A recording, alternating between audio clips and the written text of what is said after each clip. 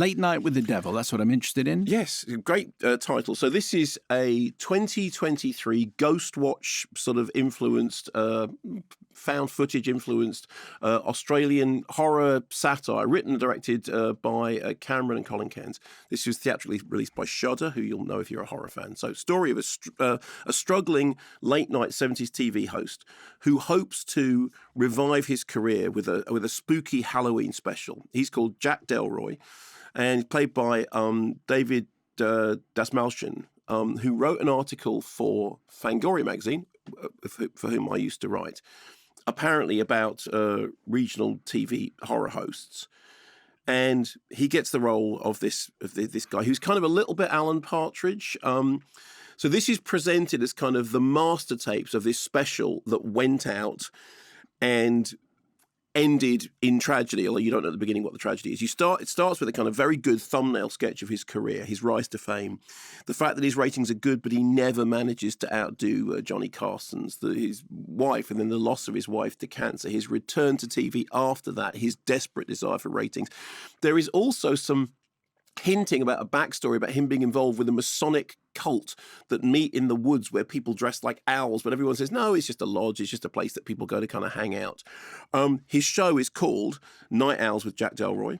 The episode that we get to see is from the 6th season, broadcast on Halloween 1977, and his guests, which at the very beginning is a thing with the announcer, and the announcer, because it's a spooky thing, has got a theremin. Woo! I tell you this because it'll turn up in the clip. It's important. So the guests include a parapsychologist who's written a book called Conversations with the Devil, in which she has done a case study on a young teenager who was the sole survivor of a satanic church's mass suicide. The teenager, who apparently has a demon inside her, is also on the show. The stage is set for spookiness. Here's a clip. Now, Lily, I understand that you have a name for this thing that lives inside of you. Mm-hmm. I call him Mr. Wriggles. And why do you call him that? He kind of wriggles his way inside my head, and then he wriggles his way out.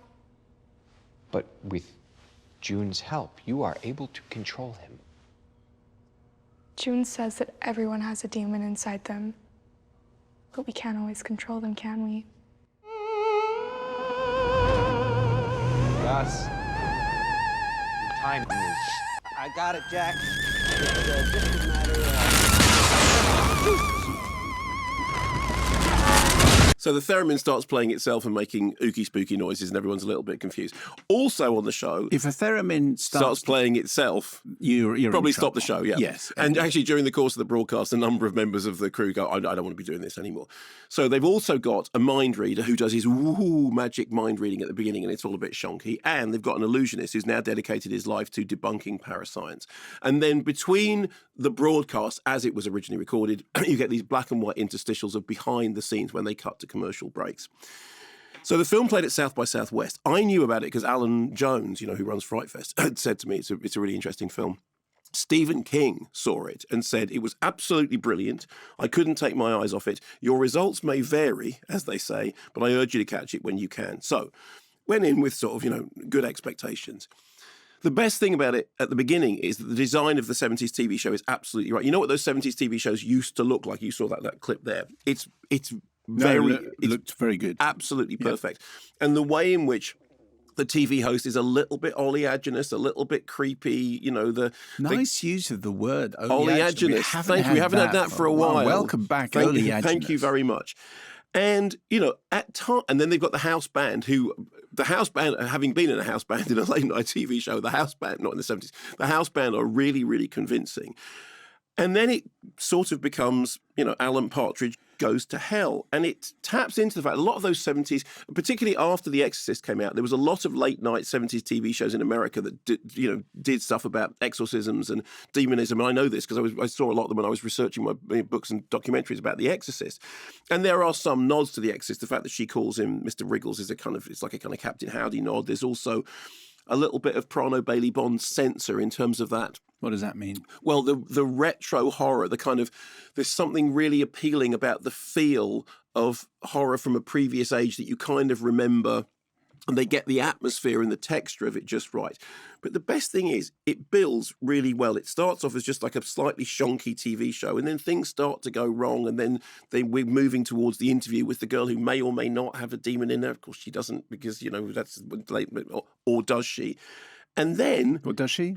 Well, I can't, you know, watch the TV show. All we know is, it's like, I was reminded of that thing in Nope. You remember, because Nope begins with the show that's gone terribly wrong. But it builds and it builds. And then when it needs to go completely bonkers, it's not afraid to do so. So the thing I really liked about it was it's a single location, it's a simple idea, it's an idea that we have seen before in other films, but it's done very well. And at the centre of it, the character of this, I'll say it again, oleaginous TV host who is absolutely spot on. I mean, I do think Steve Coogan would go, well done. That is a very good creepy TV host. And it's got a couple of nice scares in it. Really enjoyable. Late Night with the Devil. Kind of 15 territory? Yeah, I think so. Yeah, it must be 15. In the new BBFC or the old BBFC? Meet the new BBFC, same as the old BBFC. Okay, very good. Late Night with the Devil.